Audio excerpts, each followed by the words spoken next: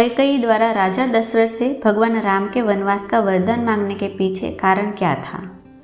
क्या वह मंत्रा के बहकावे में आई थी या फिर वे अपने पुत्र भरत को राजगद्दी सौंपना चाहती थी?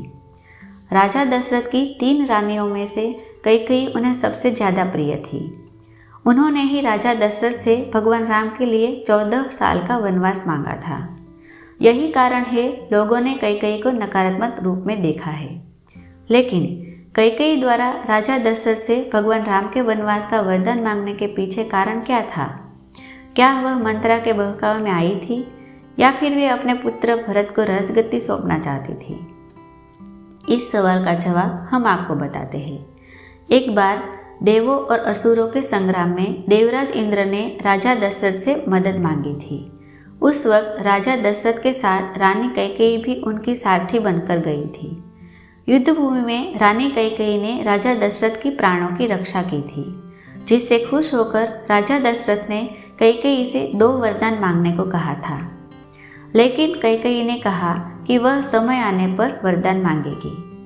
आगे चलकर कैकेयी ने अपने दोनों वरदान दशरथ से मांगे, जिनमें एक श्री राम के वनवास से जुड़ा था और दूसरा कि उनके पुत्र भरत को गद्दी पर बिठाने से।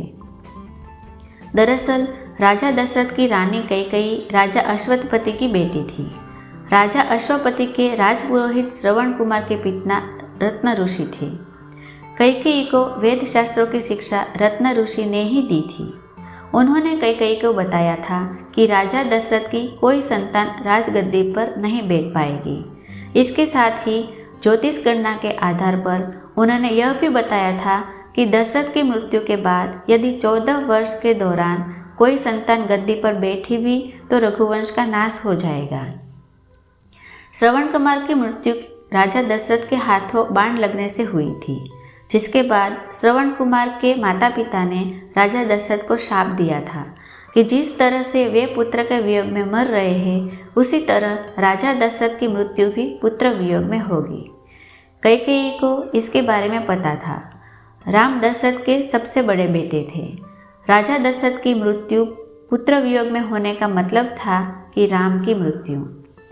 कैकेयी राम से बहुत प्रेम करती थी और उन्हें खोना नहीं चाहती थी, इसलिए उन्होंने राम के लिए 14 वर्षों का वनवास मांग लिया। कैकेयी यह भी नहीं चाहती थी कि राम रघुवंश के नाश का कारण बने और उन्होंने यह वरदान मांगा कि भरत को राज्य दिया जाए। प्रभु श्री राम ने कभी माता कैकेयी को गलत नहीं कहा। साथ ही जब भरत ने अपनी माता को कटु वचन कहे तो प्रभु श्री राम ने उन्हें रोका भी।